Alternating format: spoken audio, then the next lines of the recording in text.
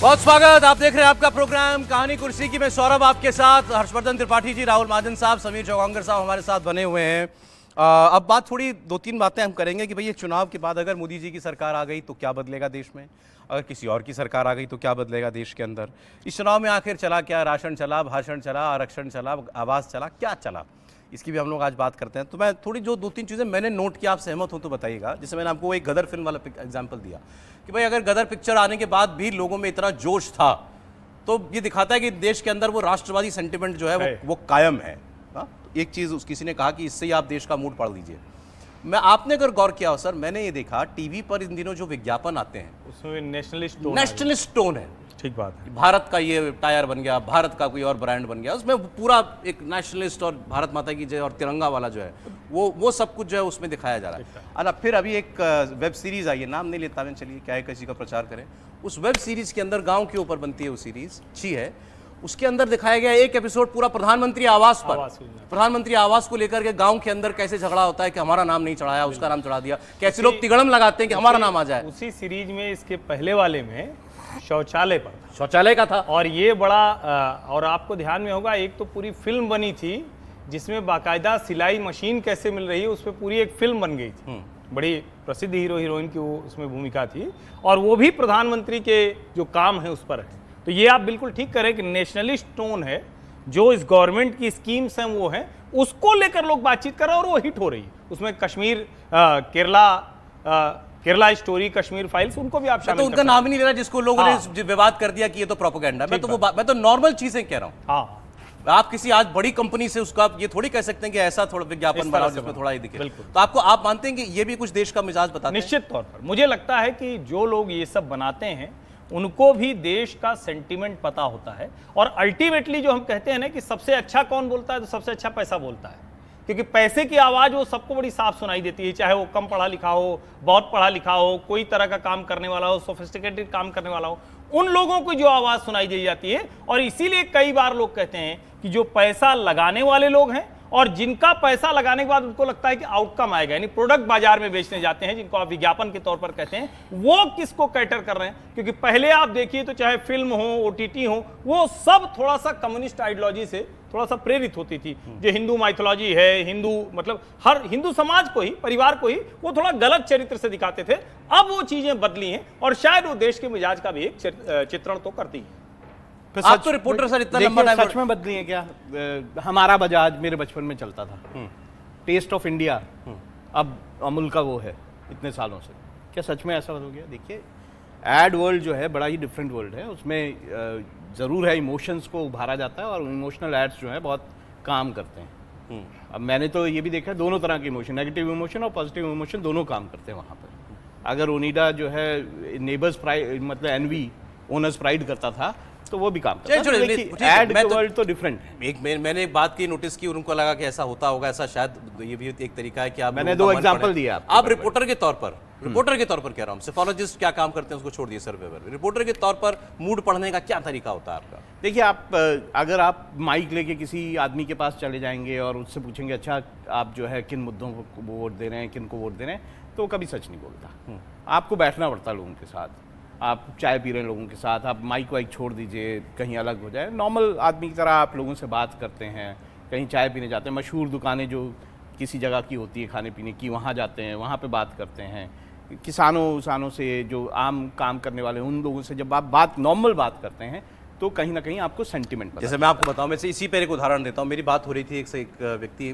मेरे मित्र हैं और रिपोर्टर हैं और दूसरे संस्थान के हैं, तो वो खास तौर पर वो जो है युवाओं के बीच में जाकर के बात करते हैं। तो युवाओं के बीच में जाकर के हमें क्या मुद्दा है, बेरोजगारी बहुत ज़्यादा है, हमको नौकरी नहीं है, सरकारी नौकरी नहीं देती सरकार, या वो अग्निवीर जो है लगा दिया है जिसमें जो लोग बच्चे कुछ एरियाज में है। ना उनका फीडबैक ये था कि जब तक कैमरे पर है तब तक तो लगता है कि सब ये सारे मुद्दे हैं देश के अंदर, और कैमरा जैसे बंद तो पीछे से कोई आवाज आएगा, वो वोट तो मोदी को देंगे मैडम।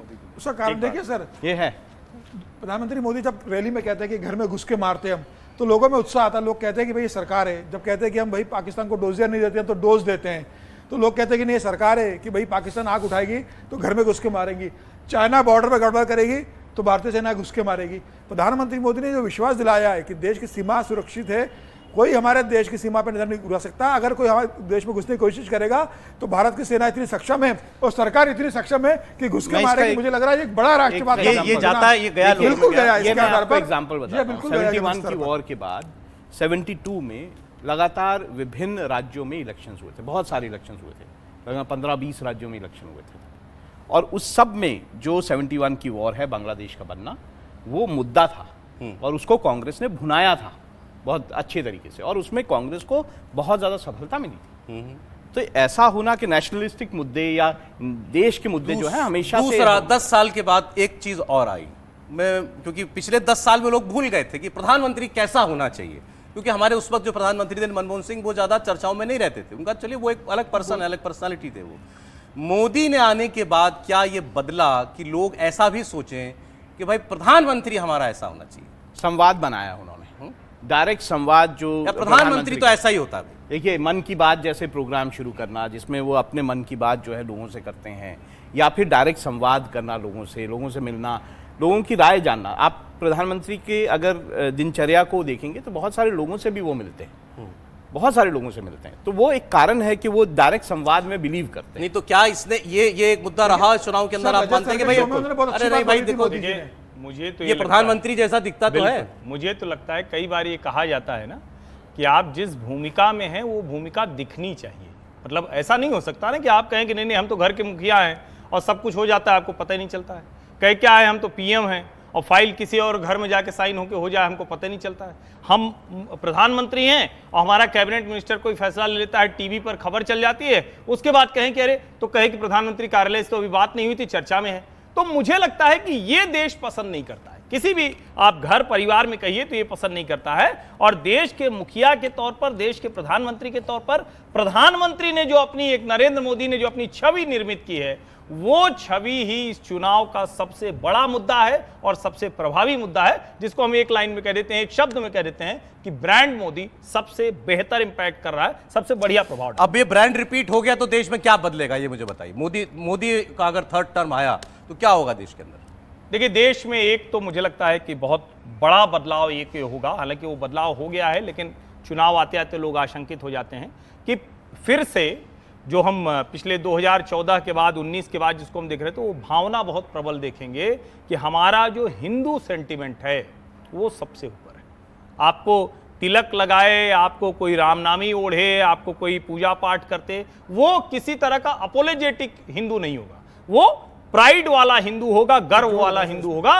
वो बिल्कुल इस थ्योरी को नकार देगा कि नहीं नहीं हमें कोई कहेगा कि अरे बहुसंख्यक हैं और ये देखिए ये सब कुछ कर रहे हैं, अल्पसंख्यक डर जाएगा, वो बिल्कुल नहीं होने वाला।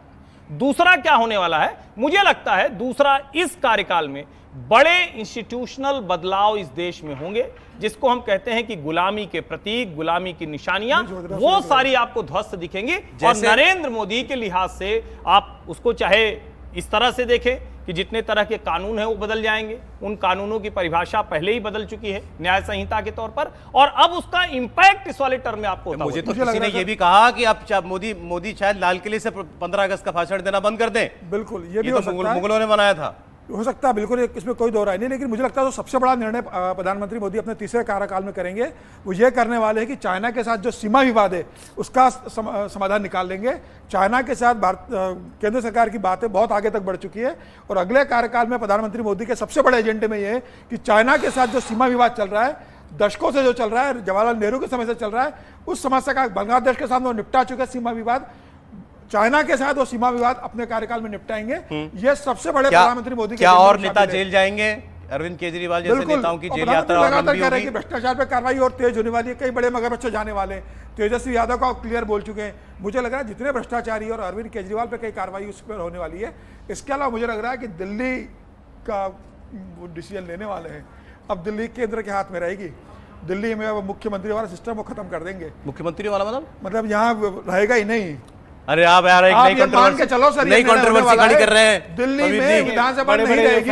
अरे दिल्ली में राज्य का दर्जा, मुझे लगा, हाँ राज्य मुझे लगा कह रहे हैं कि राज्य का मुख्यमंत्री दर्जा का सिस्टम देश में ही खत्म कर नहीं, देंगे। नहीं, केंद्र दिल्ली केंद्र शासित प्रदेश हो जाएगा। ये विधानसभा चुनाव और मुझे लगता है जिस तरह का झगड़ा हो रहा है एक दूसरे में, उसमें कोई बहुत गड़बड़ नहीं होगा, बेहतर होगा दिल्ली कोई सफर एक कर रही है, रहे, उसके क्लैरिटी अंदर से मुझे लग रहा है दिल्ली के विकास के लिए प्रधानमंत्री ये बड़ा निर्णय लेने वाले हैं। अच्छा ठीक है, हाँ सर राहुल जी। देखिए, मुझे लगता है बड़े बड़े निर्णय तो खुद ही प्रधानमंत्री बोल चुके हैं। सीए का जो पूरा लागू करने का मामला है वो तो उन्होंने शुरू हो बोला। गया अब तो। उन्होंने वो लागू करेंगे, वो तो एक जगह हुआ है, तो अभी जो है उत्तरांचल में हुआ है, वो पूरे देश में लागू होना है। नहीं, यूसीसी बोल रहा है। यूसीसी सॉरी, यूसीसी को लागू करने का जो मामला है। दूसरा वन नेशन वन इलेक्शन का बड़ा मुद्दा है। तीसरा मुद्दा जो अभी इन इलेक्शंस में बहुत हावी रहा वो ये था कि मुस्लिम जो आरक्षण वाला मुद्दा है। ये सारे ऐसे मुद्दे हैं जिनको बीजेपी तो जो जहां है, जहां अभी मुसलमान ओबीसी लिस्ट में सबको हटाएंगे। वो बेसिकली ये करेंगे कि जैसे बाकी देश में लागू होता है कि जो ओबीसी उसमें जो कैटेगरी ऐसी है, मुसलमानों में जो पिछड़ी हुए जातियां हैं उनको लागू करेंगे, एक ब्लैंकेट वो नहीं देंगे। दूसरी तरफ की बात भी कर लूं, राहुल गांधी ने ये कहा था कि हम सत्ता में आए तो ऐसा काम करेंगे फिर कोई संस्था जो है वो किसी देश के साथ खिलवाड़ करना नहीं नहीं तो यहाँ तो ये मानते हैं कि ये इसमें वो संस्थाएं- मानते हैं इलेक्शन कमीशन, जुडिशरी सबको मानते हैं जिसके अंदर। नहीं, प्रधानमंत्री तो ये मानते हैं कि ये संस्थाएं पहले उस तरह से काम नहीं कर रही थी एक्टिवली जितनी उनको करना चाहिए था, और अब ये संस्थाएं काम कर रही हैं। तो मुझे लगता है जो ये शिकंजा है जो वो भ्रष्टाचार पे जो कस रहा है वो और ज्यादा सर एक बड़ा निर्णय और लेंगे प्रधानमंत्री, जो जिस तरीके से अभी जजेस का अपॉइंटमेंट होता है कोलेजियम के थ्रू, जज ने सूची बना के भेज दी और अपॉइंट होता है, जज ही जज अपॉइंट करते वो हैं। खत्म कर देंगे Collegium system प्रधानमंत्री की बात कर रहे हैं। इस बार ये सिस्टम खत्म हो वैसे जाएगा। मैं आपको बता रहा हूँ कोलिजियम सिस्टम वैसे आपको इसी में कर बताऊं देंगे। कितने कुछ एक बड़े काम है और लगता है कि 10 साल मोदी जी रह गए ये काम अटके, तो क्यों अटके ही रह गए। फिर जैसे देश के अंदर जो है वो जमीन अधिग्रहण का कोई कानून जो है जो बिल लाना ये चाहते थे वो अटक गया, तो अटक ही गया। नहीं, मैं एक बात कृषि बोल रहा हूं, कानून ये- अटक गया ये तो बड़ा अटक ही गया। इंपॉर्टेंट बात है, समीर जी ने जो बात कही है, कोलिजियम सिस्टम इसलिए ऐसे लाया कोलिजियम गया था। कोलिजियम सिस्टम इसलिए लाया गया था क्योंकि पहले की सरकारें जो हैं वो अपने मन से जो है जुडिशियल आप मानते हैं ये काम अब मोदी आगे बढ़ाएंगे? मुझे नहीं लगता कि जुडिशियल जो कोलिजियम सिस्टम है उसे हटाना चाहिए। हाँ जी बताएं। नहीं, मुझे लगता है कि इस सिस्टम पर रिवीजन होगा, अब उसका तरीका क्या निकल के आएगा, लेकिन निश्चित तौर पर होगा। और जो आप कह रहे हैं कि राहुल गांधी जी, अब राहुल गांधी जी पर देश के जो अर्थशास्त्री हैं उन्होंने चिंता प्रकट की है। मनमोहन सिंह जी चिट्ठी लिख रहे हैं। अर्थशास्त्रियों ने कहा है कि अगर हम बहुत न्यूनतम भी मान लें तो 23-24 लाख करोड़ का बजट है जो इन्होंने सिर्फ लुभावने वादे किए। तो आप कह रहे हैं कि राहुल गांधी हो तो क्या होगा, तो देश बर्बाद हो जाएगा, बर्बादी की दिशा में चल जाएगा। जो आज ही दुनिया के टॉप 10 जो जीडीपी वाइज देश हैं उसमें 5वें नंबर पर है, और बहुत साफ दिख रहा है कि $3.94 ट्रिलियन जो है, तो उधर हम बढ़ रहे हैं। अब अगर वहां गए तो सब कुछ रिवर्स गियर लग जाएगा। उसको समझने के लिए यूं समझिए कि जैसे महाराष्ट्र में सारी चीजें सारे काम हो रहे थे, अचानक 7 लाख करोड़ की परियोजनाएं उद्धव ठाकरे ने पहली मीटिंग में मुख्यमंत्री बने और कहा कि ये सारी योजनाओं का रिवीजन होगा। क्यों? क्योंकि फिर से नए ठेकेदार, नया कमीशन, नए तरह की शर्तें, और वो सब अटकी लटकी रह गई। तो मुझे लगता है कि अगर ये हुआ तो देश उस दिशा में चला। अरे आप मुझे जरा पार्टियों का हाल बताइए, किस पार्टी पर क्या असर पड़ेगा? राहुल गांधी क्या करेंगे अगर तीसरा चुनाव लगातार हारते हैं तो? राहुल जी, मुझे लगता है कांग्रेस के भीतर एक चिंतन जरूर शुरू होगा कि राहुल गांधी क्या सशक्त नेता हैं जो कांग्रेस को आगे बढ़ा सकते हैं। ये चिंतन पार्टी में जरूर होगा, और ये चिंतन का असर क्या होगा, मतलब रिजल्ट क्या आएगा, ये इस पर डिपेंड करेगा कि अंदर जो बाकी नेता है कांग्रेस के वो कितने। राहुल गांधी बने रहेंगे नंबर 1? देखिए, अभी तक तो यही बात है कि अभी तक गांधी परिवार ने ही इस पार्टी को संभाला है, पर मुझे लगता है आगे जाके ये सोचना जरूरी है कि क्या सिर्फ गांधी परिवार ही इस पार्टी को बताइए चलाएगा, क्या होगा कि कोई कांग्रेस और पार्टी बढ़ाएगा? में अगर तीसरा चुनाव हारती लगातार? मुझे लग रहा है कांग्रेस के अंदर कोई चिंतन नहीं होगा। सर 2014 में हारे, क्या चिंतन करके 2019 में दिखा है? 2019 में हारे, क्या चिंतन का 2024 में परिणाम दिखाई दे रहा है? कांग्रेस ने अपने आप को छोड़ दिया भगवान के भरोसे। जब भगवान चाहेंगे तब सत्ता में आ जाएंगे, जनता जब चाहेगी तब आ राहुल जाएंगे। भरोसे छोड़ दिया है। राहुल भरोसे छोड़ा। जब तक राहुल कांग्रेस के अंदर है कांग्रेस का भला नहीं हो सकता, और राहुल गांधी को कांग्रेस से अलग नहीं किया जा सकता, तब तक ठीक है, कांग्रेस का भला नहीं होने वाला। हर्षवर्धन जी क्या कांग्रेस पार्टी का भविष्य देखते हैं हार के देखिए, बाद? अगर एक तो ये कि कांग्रेस पार्टी भविष्य के तौर पर कहें तो लगभग राजनीतिक तौर पर वो समाप्त प्राय हो जाएगी। प्रियंका को राहुल गांधी से आगे लाने के लिए एक वर्ग बहुत ताकत लगाएगा। हो सकता है कि नेतृत्व परिवर्तन गांधी परिवार के बीच में ही, कोई और बाहर से आकर गांधी परिवार को हटाकर चलाएगा, इसमें मुझे कतई दूर दूर तक ये दिखता नहीं। ये होता हुआ भी नहीं दिखता, क्योंकि ऐसा कोई कद्दावर नेता है नहीं। उससे आगे क्या होगा कि अरविंद केजरीवाल उस पोजीशन को क्लेम करने के लिए आगे बढ़ेंगे, दावा बनाएंगे, कोशिश करेंगे कि कांग्रेस पार्टी समाप्त हो जाए और कांग्रेस पार्टी की जगह आम आदमी पार्टी रिप्लेस करे, अगर वो इस मामले से बाहर आ पाए तो। चले साहब, तो ये सारी बातें अगर मोदी जीते तो क्या होगा, राहुल जीते तो क्या होगा, इस चुनाव में क्या चला क्या नहीं चला, कांग्रेस कितनी सीटें पा रही है, उसे क्या लगता है, बीजेपी को कितना सीटें आने का अनुमान है, और अभी मोदी जी जो ध्यान लगा रहे हैं उस ध्यान को लेकर कितने लोग परेशान हैं। सारी बातें आपके प्रोग्राम में आज हुई।